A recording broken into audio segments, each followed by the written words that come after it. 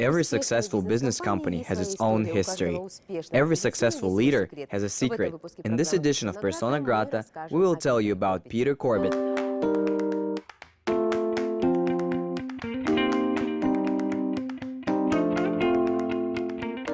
The most important thing, says Peter Corbett, is never to despair and never stop.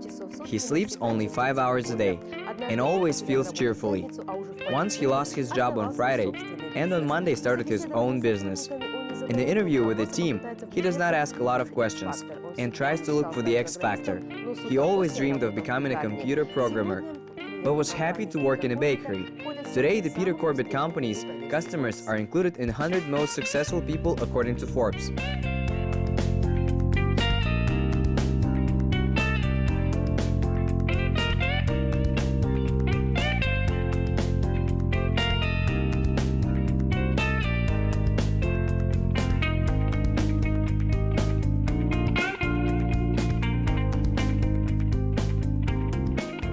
First job ever was working in a bakery. So I had to wake up at 4:30 in the morning and walk to work before the sun came up, and you hear the birds waking up, and then stack the shelves with bread, and you see the line of old ladies trying to get in the door in the morning, and then giving them what they needed. So it was really a great job. It taught me to work hard and taught me to really love waking up early, and so I love doing that still.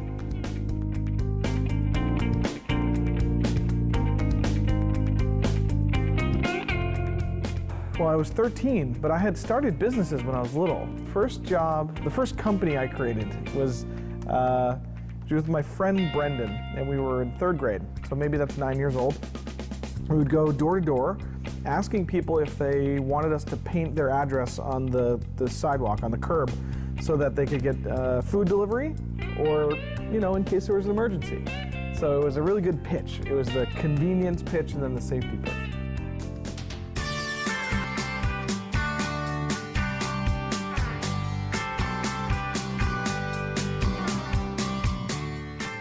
Today I'm the CEO of iStrategy Labs. We're almost a 100-person digital agency that's worked with about 30 of the Fortune 100. So these are some brands you would know, like Google and Facebook and Instagram and Coca-Cola, Volkswagen, and a lot of big names.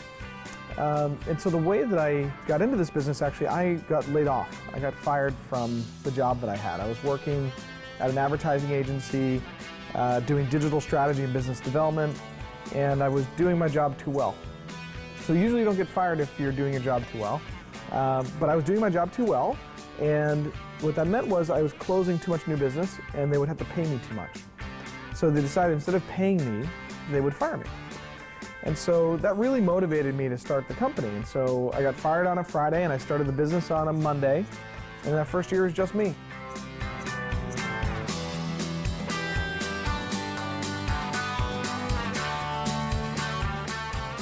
It seems that Peter Corbett knew he was simply doomed to success.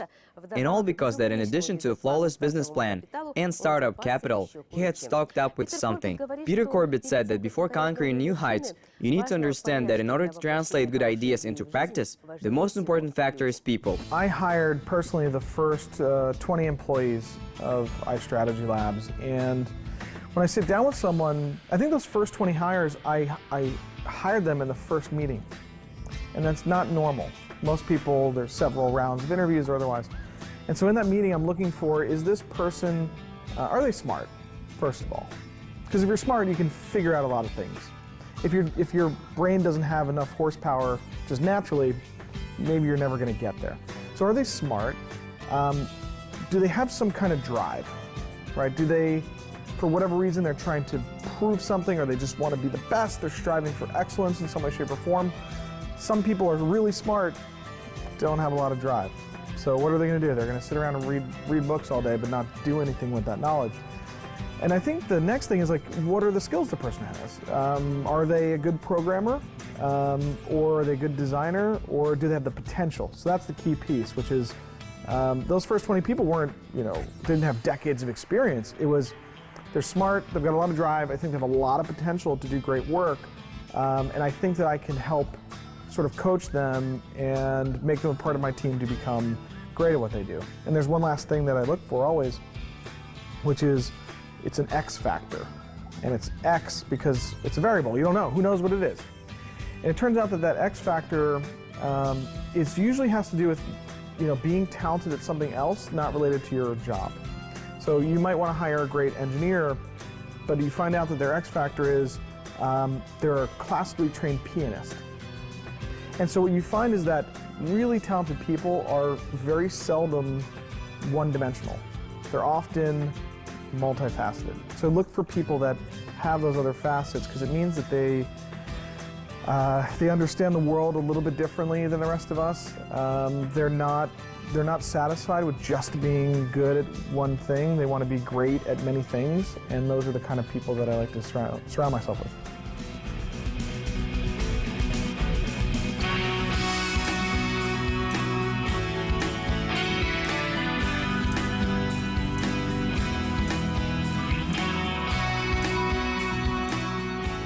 For last-minute difficult projects. One comes to mind. We were building something for General Electric. They saw a technology we had developed that lets you unlock physical devices using posting to Twitter or Foursquare or Facebook or Instagram. So you post on your mobile phone and then a physical door pops open. So they said, wow, this is incredible. Can you do this with a refrigerator? And so we said, yeah, we could do that. Why don't we take an antique 72-year-old GE fridge, we'll hack it, so we'll install a circuit board in the door and an actuator and pop it open so people can get free beer inside for a big special event. And they loved the idea.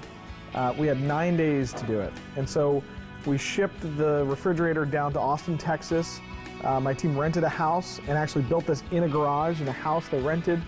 And then it lived for about 4 days in this big footprint called GE Garages, and it was a smash hit. People really loved it. So we're used to operating on a really quick turnaround. We prefer not to, but that happens all the time.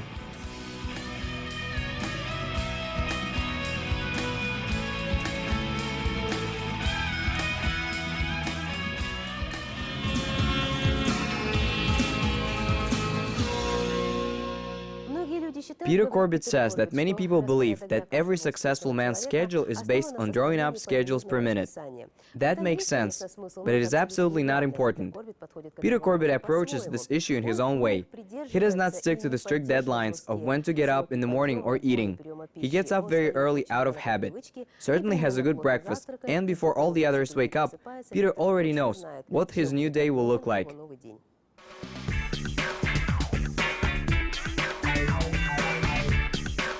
Well, there is no typical day for me, and I kind of thirst for that. I wish I had a regimen. The reality is that I travel 80% of the time. So Washington, D.C. is where the company is. I live there, but I also live in New York most of the time, and then I'm in Kazakhstan or Turkmenistan or somewhere else. So I usually wake up early, probably 6 a.m. I'm trying to get earlier. The earlier, the better. And I usually go to bed at maybe 1 a.m. So I don't need a lot of sleep, maybe 5 hours, 5 or 6 hours. Wake up, first thing I do is I probably scan all of my email and get through it in the first 20 minutes. I just want to see, was there something urgent that I need to attend to? What's the day going to already look like? Hi, I'm Peter Corbett.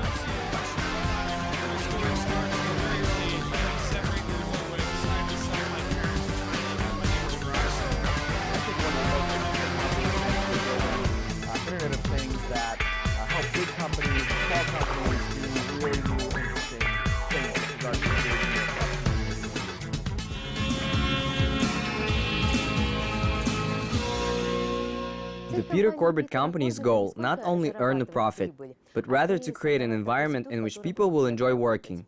I, says Peter, manage company for the benefit of the people, not the other way around. The mission of the American company is to help each employee to realize his dream.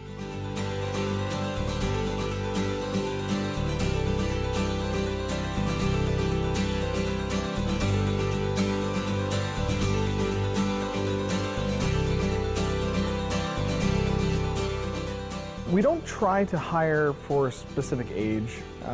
It's really about, can they do the job? Do they have the potential to do great work? Can we afford them? Could they possibly fit our culture? In our industry, we're a digital agency, and in the digital agency industry, it's generally a very young agency, or a young industry, and therefore we're typically a young agency, and it's because all the technology we're using is brand new. I mean, I couldn't probably find someone, well, I know I can't find someone with 20 years experience doing Snapchat strategies and WeChat strategies because they have only been around for a couple years. And so it turns out the average age of our employees is probably about 27 years old. I'm 35, which puts me at the second oldest person in the company. Every single employee is a millennial except for one of them.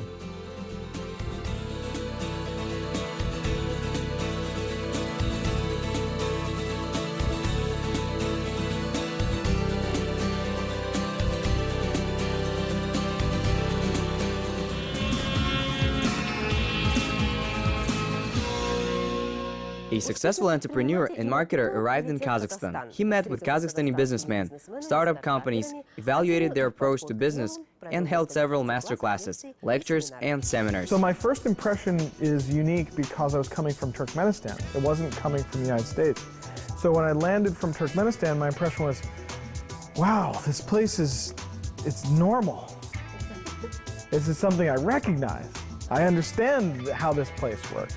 And so I landed here, I was like, oh, this looks more like a European city or you know, a place that I might recognize rather than where I was. So I've gotten a chance to speak to a number of young Kazakhs, I think several dozen now. And from what I can tell, there are a lot of people that have this desire to be entrepreneurs, which is really great. I mean, I've been to over 60 countries in the world now, and I usually ask when I'm in a room, you know, raise your hand if you'd like to be an entrepreneur. And some places, no hands go up. Sometimes one hand goes up. If you ask that question here, many hands go up, and that's really great.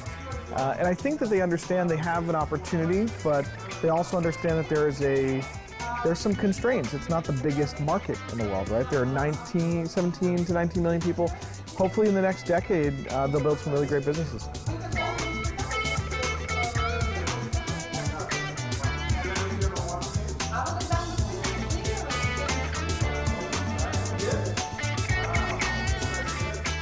The reality is there isn't a key to success. There are several keys that work together in that lock of success in life.